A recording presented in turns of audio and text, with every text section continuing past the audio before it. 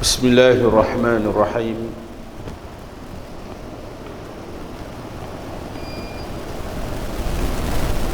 الحمد لله رب العالمين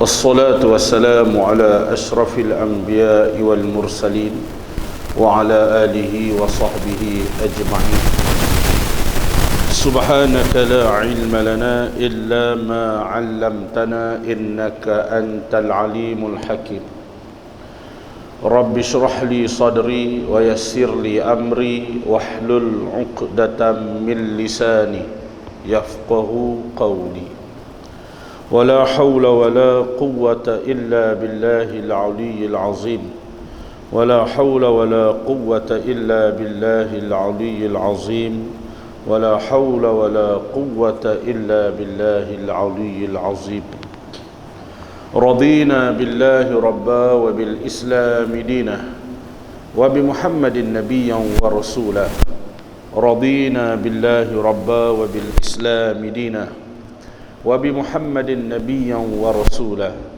رضينا بالله ربا وبالإسلام دينا وبمحمد نبيا ورسولا ربي يسر ولا تعسر يا كريم ربي تميم بالخير أما بعد.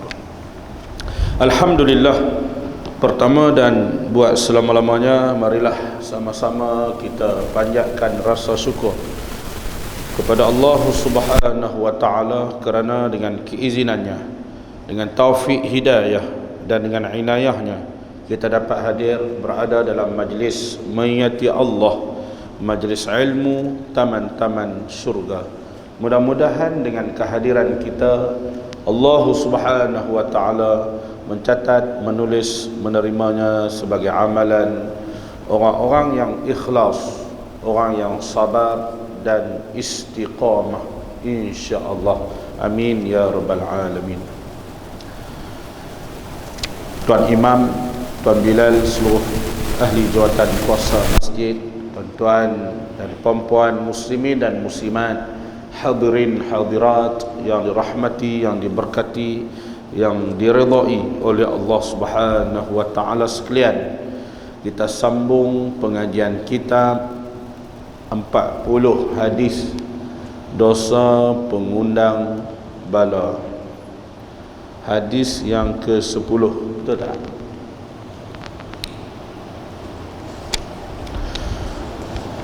Hadis yang ke-10 kan.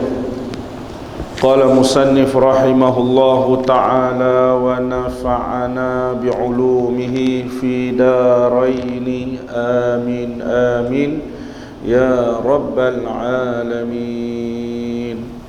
Bismillahirrahmanirrahim. Mengambil hak orang lain.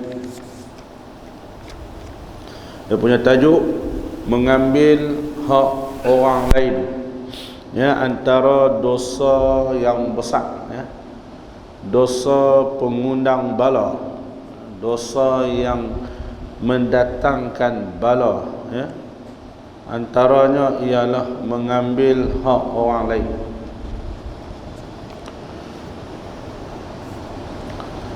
An Abdurrahman bin Samurah radhiyallahu anhu qala qala an-nabiy sallallahu alaihi wasallam a'azakallahu min umara'a yakununa ba'di. Qala wa ma hum ya Rasulullah? Qala man dakhala alaihim fasaddaqahum wa a'anahum ala jawrihim falaysa minni wala yaridu alayya al-hawd. I'lam ya Abdurrahmani anna as-siyama junnatun was-salata burhanun.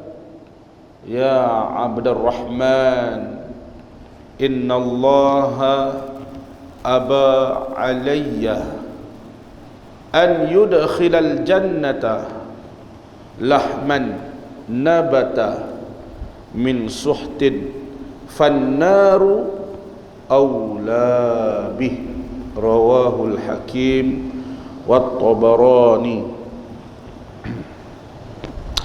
Masuk hadis daripada Abdurrahman bin Samurah radhiyallahu anhu berkata, Nabi sallallahu alaihi wasallam bersabda, semoga Allah melindungi kamu dari para pemimpin yang datang selepas aku. Mereka bertanya, siapakah mereka wahai Rasulullah? Baginda menjawab,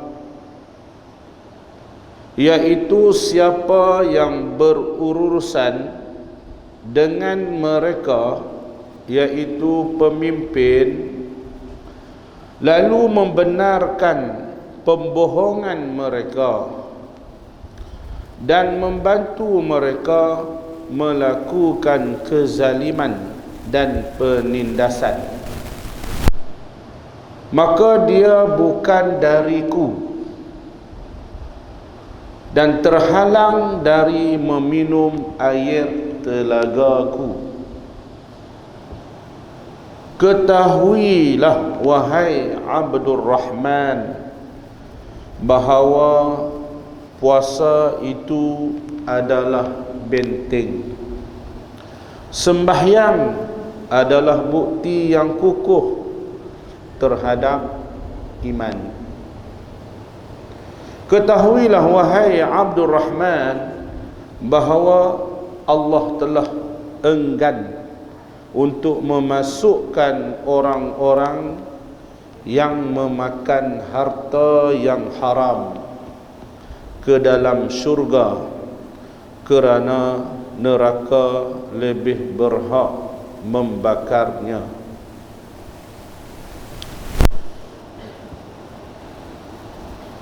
Tuan-tuan muslimin muslimat yang dirahmati Allah Subhanahu wa taala, Nabi sallallahu alaihi wasallam mengingatkan kita bahawa akan datang lepas pada Nabi nanti ada di kalangan pemimpin-pemimpin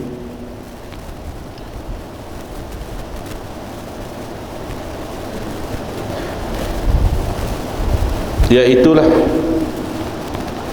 siapa yang berurusan dengan mereka, dengan pemimpin itu, lalu membenarkan pembohongan mereka. Pemimpin tu pembohong,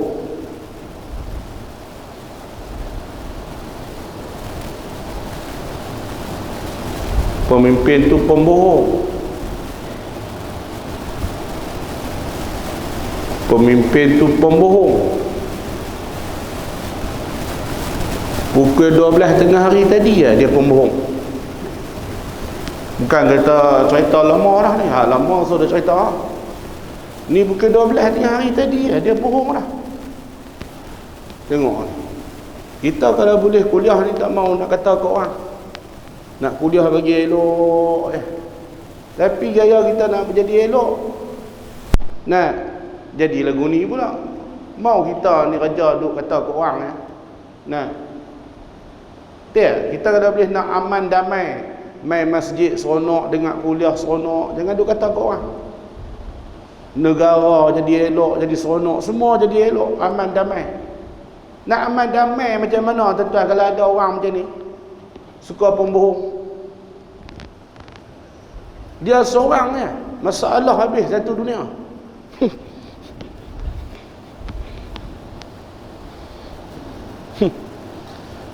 Tengok hadis Nabi pula, pandai pula pilih time ni pula tu. Kalau boleh ambil lah tajuk lain lah, tapi nak buat macam mana? Kena tajuk tu. Allah dia, ya Allah, Allah atok cukup elok tuan-tuan. Dia main tajuk tu kena pada keadaan semasa. Saya kalau boleh, kalau tak mau baca tajuk ni, nak baca tajuk lain-lain sikit. Tapi dah Allah atok dah. Malam ni kena hadis yang ke-10. Nah, berkenaan dengan pemimpin yang pembohong, dia tak ada kerja, tuan-tuan. Sebab tu bulan lepas saya dah sebut dah, kalau orang tu dia suka kencing, dia ketagih, tuan-tuan. Dia kira nak kencing dia panggil besiak. Kalau jenis suka pembohong ni, dia kira nak pembohong dia tak boleh hidup. Dia duduk tak sempat. Dia ketagih. Nabi pesan, tuan-tuan. Nabi pesan. Nabi kata apa? Iaitu siapa yang berurusan dengan mereka, iaitu dengan pemimpin itu, lalu membenarkan pembohongan mereka dan membantu mereka melakukan kezaliman dan penindasan, maka dia bukan dariku. Tu dia, tuan. Dia pembohong. Bila dia pembohong, tuan-tuan, nah, lepas tu ada orang pula sokong dia, bantu dia, support dia atas kezaliman dan penindasan. Tuan-tuan, zalim apa makna dia? Meletakkan sesuatu perkara itu tidak pada tempat dia. Zalim maknanya kalau pembohong tak meletakkan sesuatu perkara itu pada tempat dia, maknanya, tuan-tuan, zalim tak? Zalim sebab pembohong tak meletakkan sesuatu perkara itu pada tempatnya, itu zalim. Zalim ni, tuan-tuan, yang ingat kata bunuh orang.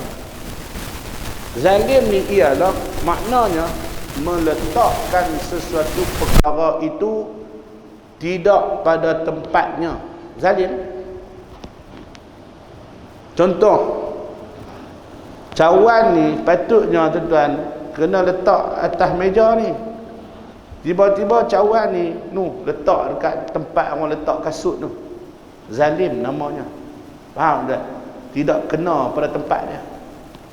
Sama juga bila bercakap bohong, zalim kononnya cukup dah majoriti, lebih pula tu dia kata, lebih 5 ke 10 ke atas. Nah, banyaknya orang sokong dia, siap dia umum pula. Dia kata apa? Kerajaan Abah jatuh. Kerajaan Abah jatuh. Dia tak kata lah Abah. Nah, itu saya dia kata Muhyiddin. Nah, kerajaan Muhyiddin Yassin jatuh. La ilaha illallah. 12 tengah hari dia pembohong. Nah, 2.5 Abah nak cakap. Nah, dalam media Abah kata apa, tuan-tuan? Abah kata apa? Abah kata bantuan prihatin nasional 2.0 M40 bujang dapat 300. M40 isi rumah dapat 600. B40 bujang dapat 500. B40 isi rumah dapat 1000. Abah kata.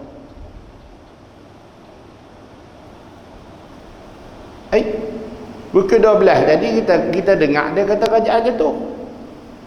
Pukul 2.30 Abah kata kita ditambah lagi bantuan prihatin nasional BPN.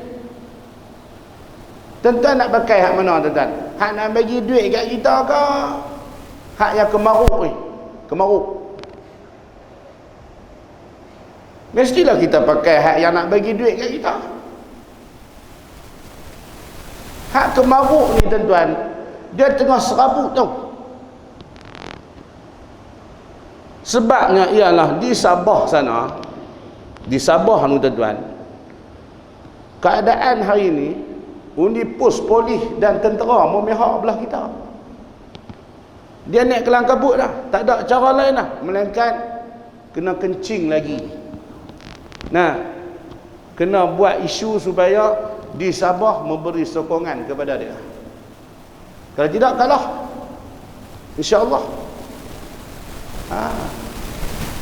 Tiba-tiba orang yang macam ni tuan-tuan, ada orang boleh percaya, boleh support, boleh sokong, boleh bantu. Oh, orang-orang dia hentam kita, kerajaan 6 bulan, dia kata kita. Kerajaan 6 bulan. Kita tengok ni.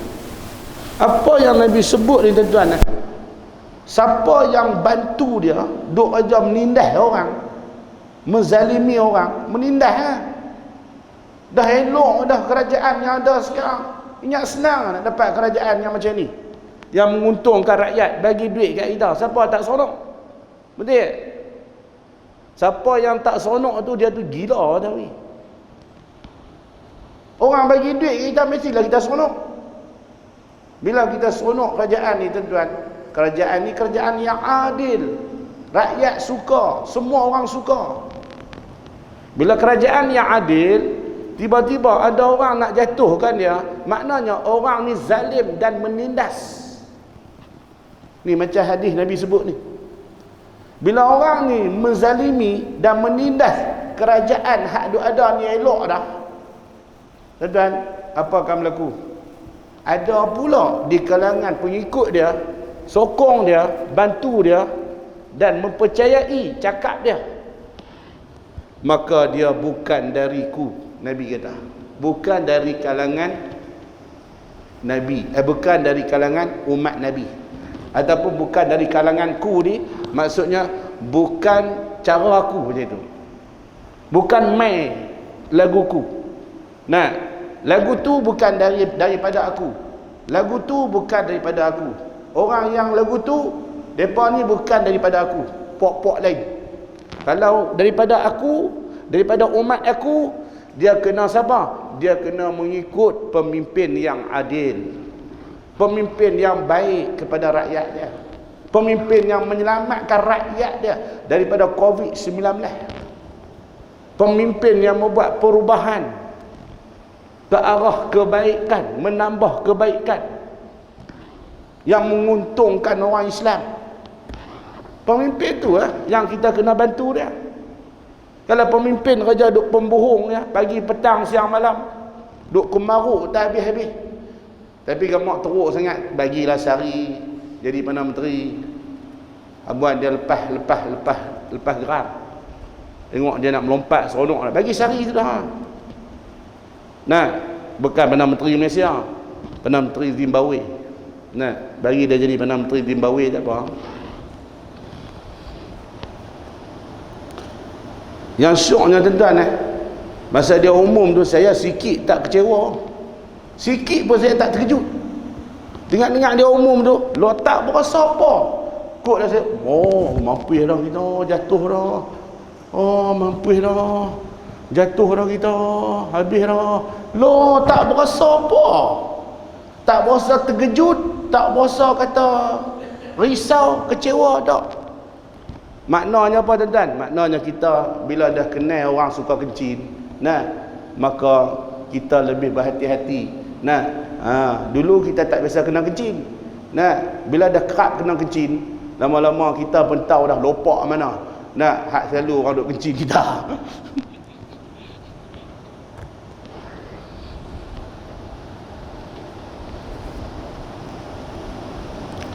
Dan terhalang dari meminum air telagaku.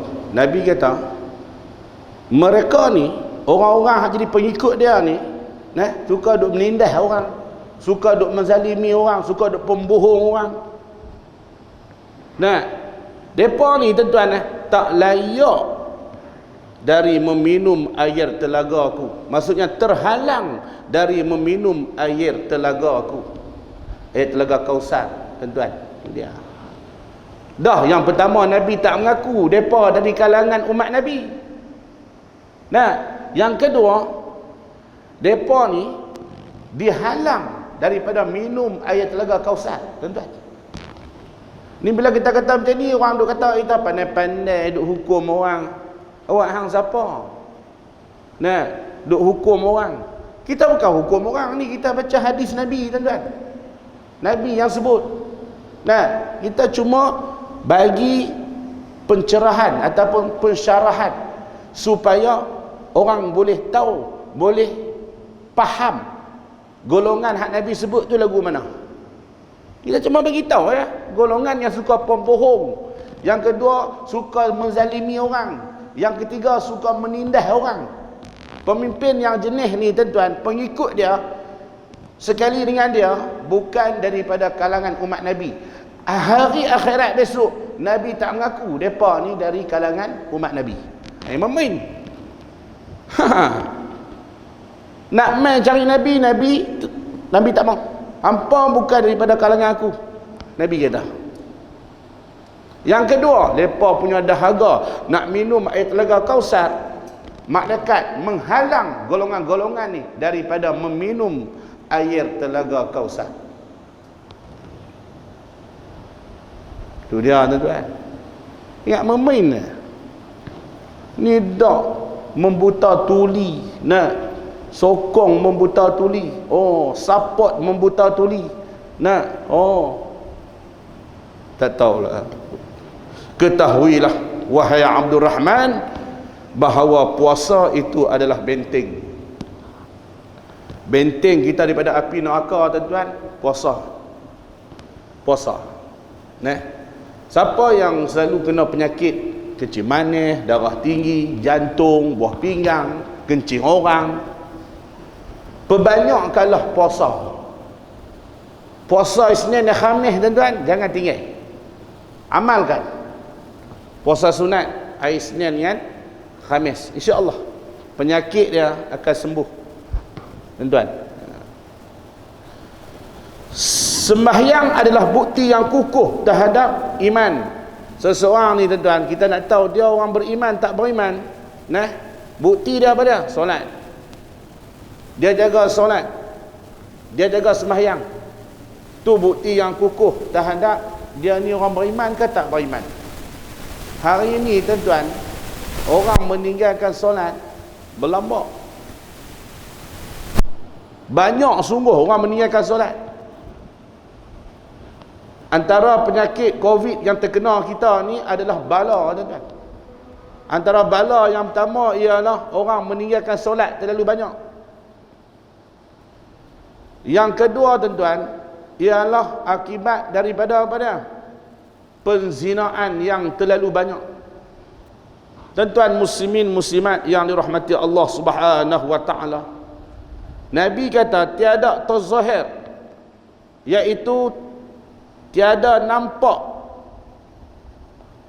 tazahir nampak perzinaan pada satu kaum sehingga mereka berani berterus terang melakukannya, kecuali mereka akan ditimpa penyakit ta'un yang cepat merebak di kalangan mereka, dan mereka akan ditimpa penyakit-penyakit yang belum pernah menimpa umat-umat yang telah lalu.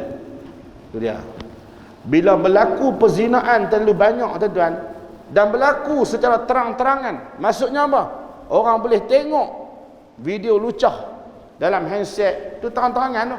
Perzinaan seterang-terangan ni bukan kata nanti orang duk buat kerja jahat depan kita tuan-tuan. Dah, terang-terangan ni maksudnya apa? Kita boleh nampak tempat maksiat tu ada depan mata. Nah, ni tempat pelacuran, ni tempat GRO, terang-terangan lah tu. Nak terang lagu mana okey? Nah, dalam handset boleh tengok video porno. Oi, macam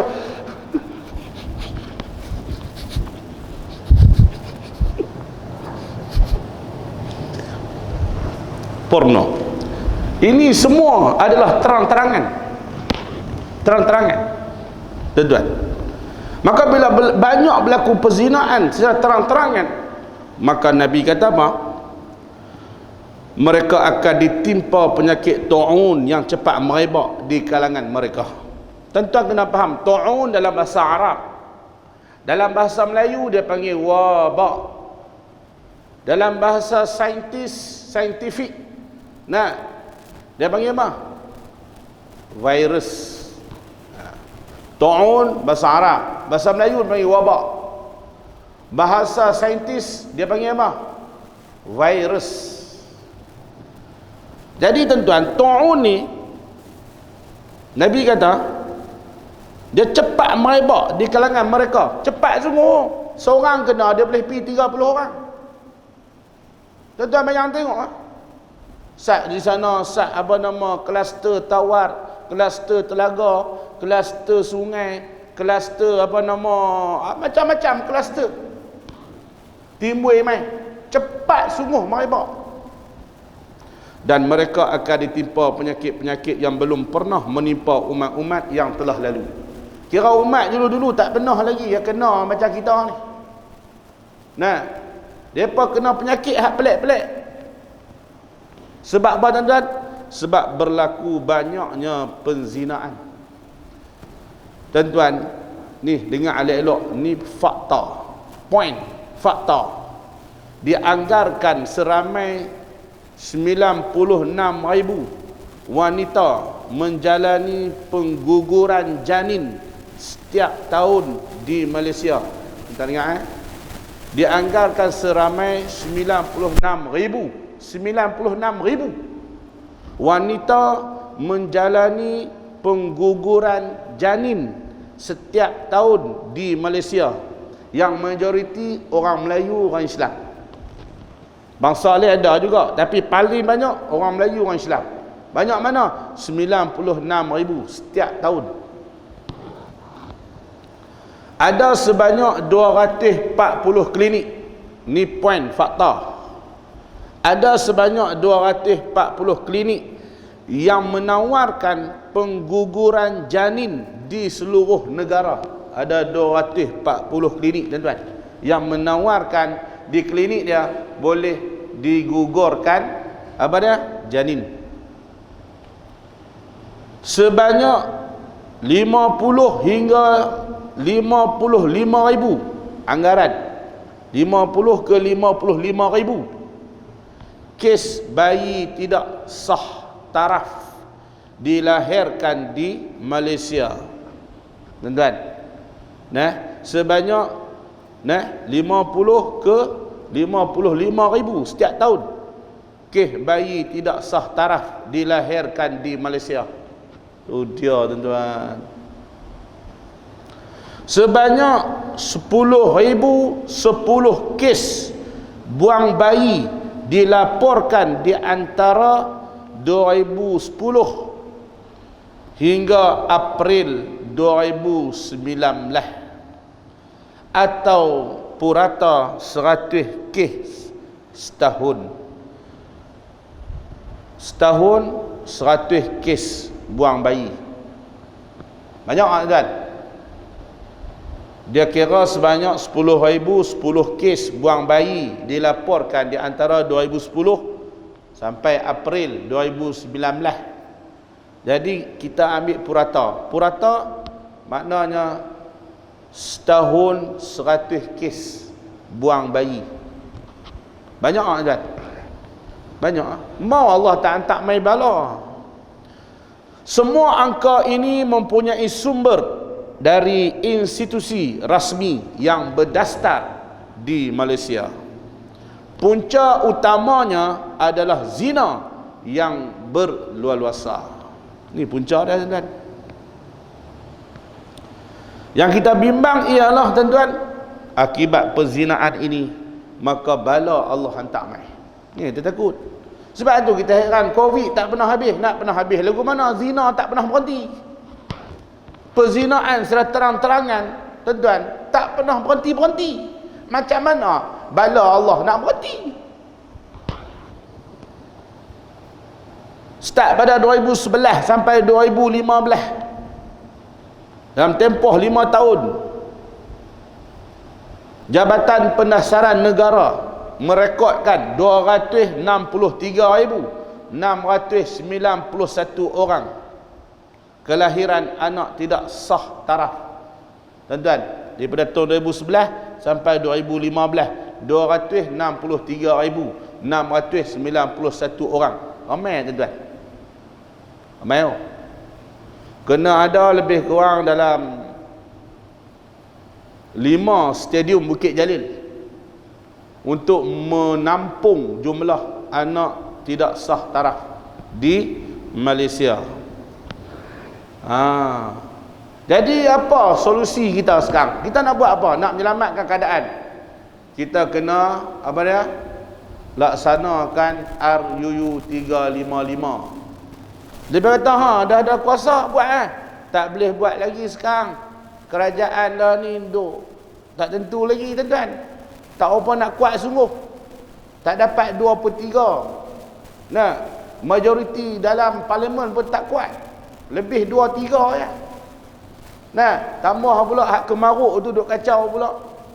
Nah. Hak kemaruk duk kacau lagi. Dah, jadi nak buat tak sampai masa dah. Tunggu PRU yang ke-15 insya-Allah tuan-tuan. RUU 355 wajib kena dilaksanakan. Takbir. Insya-Allah. Tuan-tuan. Okey baik. Tengok kitab balik. Ketahuilah wahai Abdul Rahman bahawa Allah telah enggan untuk memasukkan orang-orang yang memakan harta yang haram ke dalam syurga, kerana neraka lebih berhak membakarnya. Harta yang haram tuan-tuan, tolonglah jangan kita mengkedarah ada pemakan harta yang haram. Pulang balik. Kalau dah makan, nak pulangkan balik. Ataupun apa dia? Minta ampun pada Allah. Nak bertaubat, minta ampun pada Allah. Nak buat macam mana? Orang hak yang kita buat nanya pun dah tak ada dah. Bagi pada ahli keluarga dia. Tak boleh bagi kat masjid surau dengan niat atas nama dia. Selesai masalah. Nak buat macam mana lagi? Nak kita dah bertaubat dah. Buat zalim kat orang, nak makan hak orang.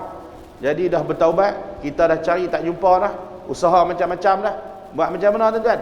Kita bubuh duit dalam masjid, dalam surau ataupun dalam tabung, niat atas nama kawan tu. Ya Allah, duit ini atas kebajikan. Aku besok makan hak dia, aku ambil hak dia, aku berhutang dia tak bayar. Jadi aku cari tak jumpa, aku niat engkau berilah ganjaran pahala kepadanya dengan sebab aku dah bayar kepada masjid ataupun surau untuk dapat pahala kebajikan kepada dia. InsyaAllah kita boleh selamat di hari akhirat. Okey baik. Huraian. Dasar utama dalam Islam adalah menjaga diri manusia. Akalnya, kehormatannya, keturunannya dan hartanya. Memang maqasid syariah ni tuan-tuan ada 5. Yang pertama dia menjaga agama, yang kedua menjaga nyawa, yang ketiga menjaga nasab keturunan, yang keempat menjaga harta, yang kelima menjaga akal. Yang keempat menjaga akal, yang kelima menjaga harta. 5 maqasid syariah. Siapa yang nak tubuh kerajaan, nak jadi kerajaan, nak jadi pemerintah, dia kena ada maqasid syariah. 5 perkara ni dia kena jaga. Jaga agama Islam dengan bagi orang duk hina.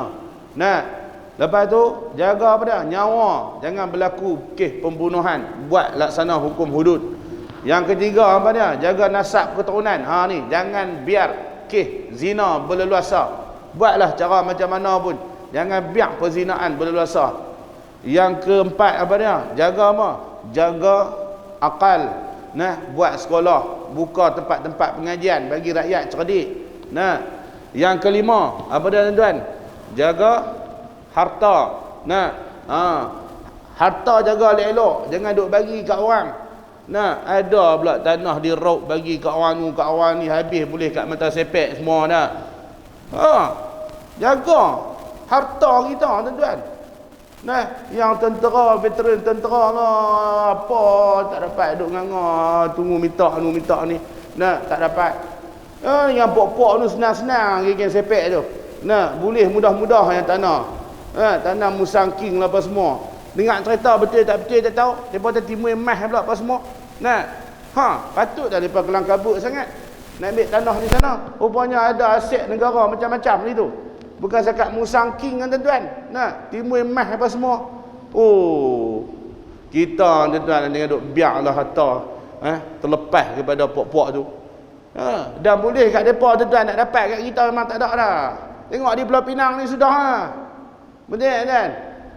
Sikit lama-lama orang Melayu kita habis lari duk di Kulim apa semua. Duk di Mahang, duk di Selama. Gagah dia ni seorang lagi duk tahan lagi. Tak lama dia ni pun ingat melambung bintang belah sana agak aku rasa. Habis lama-lama boleh kat pokok ni. Sebab tu kita orang Melayu, orang Islam ni pertahan hak kita, tuan-tuan. Nah, kita kena sedar, tuan-tuan. Ni baru ni, tuan-tuan tahu. Di Tasik Kelungkung. Belah babi, tuan-tuan tahu. Mereka boleh untung. Boleh masuk duit kepada kerajaan negeri. Untung. Kita dapat apa? Nak berkedarah pun tak boleh. Nah, kot lah boleh hantar main semangkuk gulai ke sup ke main kat kita kan. Kita apa pun tak dapat. Basalkan najis murah lazah. Tak boleh berkedarah babi. Haram. Apa kita dapat? Kita dapat ayak ni buang masuk ke dalam sungai-sungai. Masuk dalam bendang. Lepas tu kita dapat apa? Dapat bau. Yang tu kita dapat. Mereka berkedarah boleh. Nah, niaga untung jual belamak. Boleh duit masuk pada kerajaan negeri. Tu. Lepas tu hari tu kita buat bantahan. Nah, supaya dihentikan. Nah, peternakan babi di Kampung Selamat tu. Tasik Kelungkung, tuan-tuan tahu. Majoriti orang Melayu. Nah, yang belah bobok tu. Kita fikir kita ni duduk negara Cina kan negara Malaysia. Duduk negara kita sendiri pun duduk tumpang bau najis babi. Lu adik-beradik daripada KL mai. Ni bau apa? Orang Kampung Selamat ada. Alah biasa bau babi. Nah, ada kes kematian. Bau. Nah, bau. Orang daripada Selangor turun mai. Adik-beradik mai daripada Selangor mai di Kampung Selamat. Ada kematian. Ni bau apa? Dia berkata, alah biasa kami duduk hirup hari-hari. Tak berasa apa dah. Nah, bau babi. Loh, mana maruah kita, tuan-tuan? Nah. Dia berkata ni, minta buat bagi elok-elok tapis apa semua. Tak payah tapis, saya kata. Nah, tak usah duk belah apa? Dalam Quran sebut hurrimat alaikumul maitatu waddamu walahmul khinzir. Jelas haram babi. Dalam Injil, dalam kitab Taurat, semua haram babi, tak boleh berkedarah. Pembawa penyakit virus najis murah lazah. 30 kuman duk ada kepada babi. Tosah duk belah babi. Banyak binatang lain lagi, belah kambing. Belah ayam, belah itik ke apa. Nah. Sebab tak boleh, itu hak mereka. Hak mereka pun kita ada kuasa. Kita pemerintah. Nak makan sangat tak apa. Cakap belah 2-3 ekor sudah. Apa-apa nak berdarah. Ni apa sampai 100,000 ekor, tuan-tuan? Ada kata sampai kat 300,000 ekor. Belah sampai banyak sangat apa-apa. Kita nak beli pun tak boleh. Kalau belah kita boleh beli ikut 5-6 ekor buat balik, buat gulai kenduri ke apa, tahan kira kat lah. Ni kita tak boleh kedarah, kita duk ambil bau je. Aku dah hangat hati ke babak ni.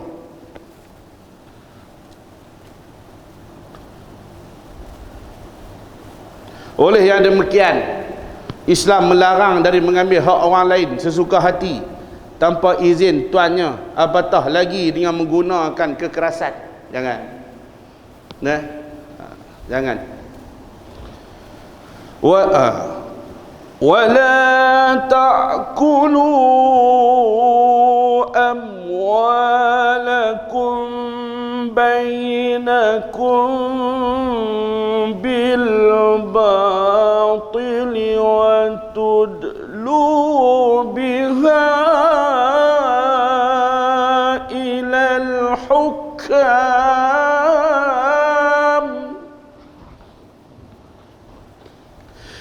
لتأكلوا فريقا من أموال الناس بالإثم وأنتم تعلمون.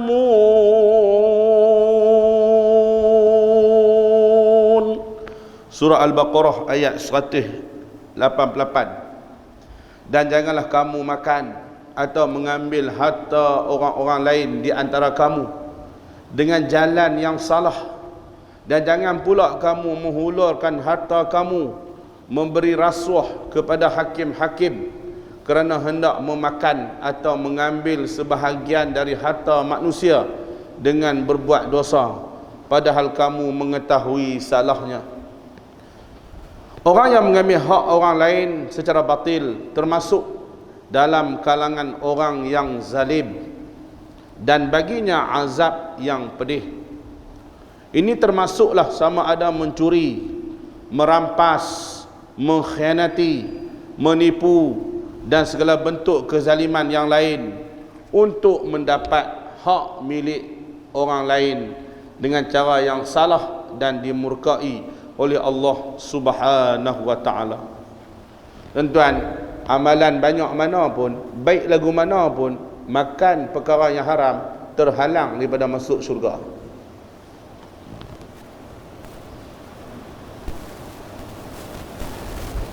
Baiklah lagu mana pun, amalan dia elok lagu mana pun, solat dia, puasa dia, zakat dia, haji dia, semua elok, tapi dia makan hak orang, haram baginya syurga. Habis itu macam mana nak masuk syurga juga? Nanti Allah Ta'ala bakar dia dulu, bakar, bagi habis semua haram-haram tu. Nah, isi-isi apa semua dah terbakar, bagi hangui apa semua beribu-ribu tahun. Elok dah selesai masalah tu, nah, barulah ia akan diselamatkan, dimasukkan ke dalam syurga atas rahmat Allah. Nah, tapi teruk luar. Nah, hangit luar cerita dia. Jadi sementara kita masih hidup, tuan-tuan, jika sekiranya bukanlah kita buat dah, bukan kita buat, jika sekiranya ada, kita ingat-ingat balik, aku ada ambil hak orang ni, aku dah makan hak orang ni, nah, pulangkan balik. Kita orang-orang bawah ni senang cerita, tuan-tuan. Nah, pasal kita ni senang lah, pasal kita tak ada pimpin orang banyak-banyak. Hak pemimpin tu apa mampu esok. Pemimpin, tuan-tuan, dia jenuh bertanggungjawab di hadapan Allah besok ni. Kalau dia ambil hak rakyat dan dia mengaut keuntungan daripada apa yang ada di atas muka bumi ni, hak rakyat, dia mengaut keuntungan, kaya bilion-air, tuan-tuan. Nah, anak-anak dia jutawan bilion-air, tuan-tuan. Sebab apa? Ambil hak rakyat, hang siap di hari akhirat besok.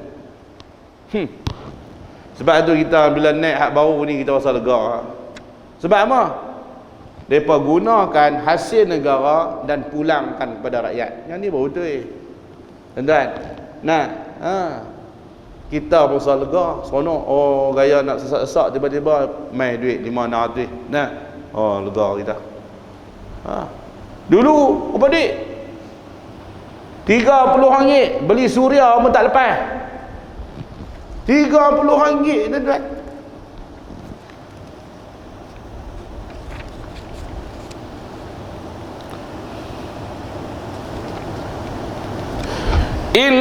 Innamas sabilu 'alal ladzina yazlimuna an-nasa wa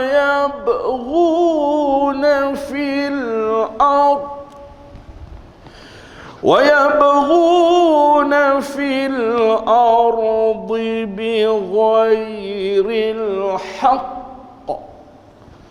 Ulaika lahum 'adzabun alim.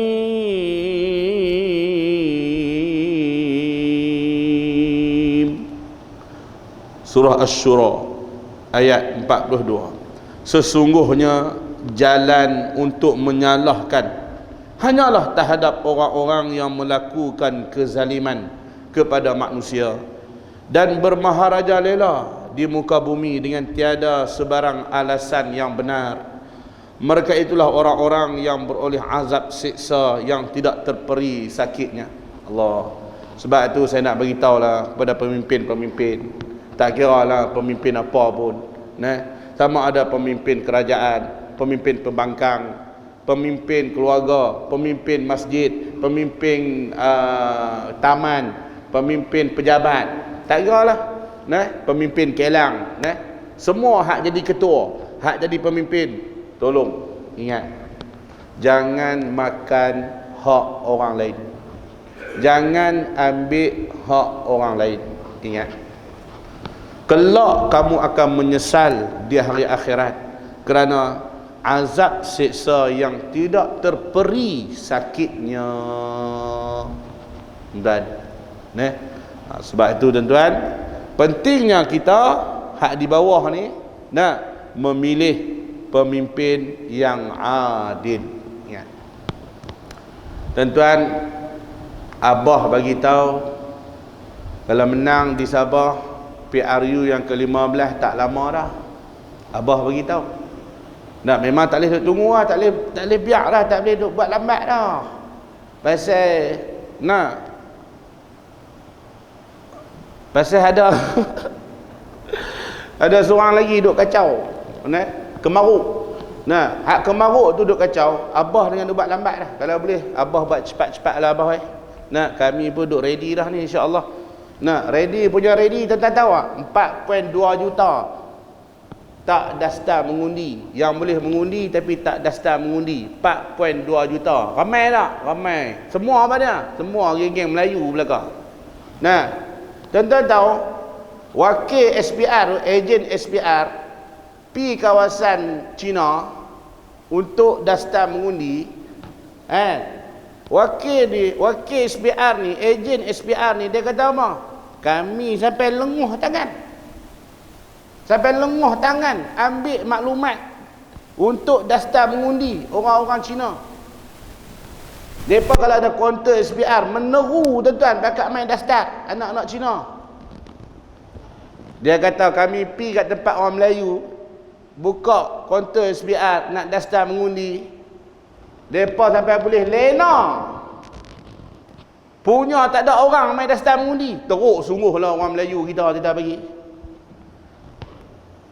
Duk buat kali tak apa saja tu. Semalam saya dah jumpa seorang pemuda ni. Saya jumpa orang muda, saya tanya, hang umur apa ni? Dia tahu umur 24. Hang daftar mengundi. Dia tak ada lagi. La ilaha illallah, hang tunggu apa lagi? Dia tak tahu nak daftar macam mana. La ilaha illallah. Teruk sungguh. Pi pejabat pos, dia kata dia. Pejabat pos. Ni malahan dia tak nak pejabat pos ni. Hang mau negara ni komunis memerintah, hang mau? Oh, tak mau. Hang tak mau, hang pi daftar mengundi di pejabat pos. Ataupun hang pi dekat setiap kawasan ada 3 wakil ejen SPR. Tiap-tiap parti dia ada wakil dia. Boleh daftar kepada ejen setiap parti. Ataupun boleh daftar secara online. Kita masukkan IC kita muka depan, takat gambar situ dan pegang IC, selfie IC kita dengan kita sekali. Scan masuk dalam tu.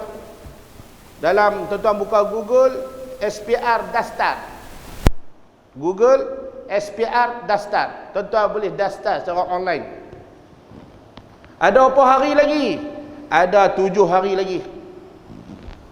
Last bulan 9 untuk daftar mengundi bagi orang yang layak mengundi PRU ke-15. Last bulan 9. Bulan ni siapa yang tak sempat daftar mengundi bulan 9, last bulan ni dia tak layak mengundi PRU ke-15. Tuan-tuan, kita akan boleh balik tuan-tuan. Tolonglah, saya nak minta satu lah tugas kita mulai hari ni. Jumpa anak-anak muda kat mana-mana, tanya dia, Assalamualaikum adik. Tak kira duk lepak tepi jalan ke, kedai makan ke, pantai road ke, padang kota ke, bagan ke, RNR ke, tak kira jumpa anak muda, tuan-tuan tolong buat lagu saya kata ni. Pi jumpa dia, Assalamualaikum. Adik, boleh tumpang tanya tak? Boleh. Adik umur berapa? Umur 95 tahun. Allah, 95 tahun. Adik daftar mengundi lagi? Daftar dah. Tak apa. Kalau dia kata dia tak daftar mengundi, Tuan-tuan tolong daftar dia terus. Suruh dia tangkap gambar IC dia pun tak apa, depan belakang. Bagi nombor telefon dia, tolong daftar mengundi dia. Bagi dekat ejen ataupun tolong daftar dalam online, terus dia buat. Kita nak buat online, kita tak reti, saya pun tak reti. Pergi pejabat pos bagi tahu dia, ataupun kita terus tangkap gambar depan belakang, bagi nombor telefon dia, kita bagi kat ejen kita, tolong daftarkan dia.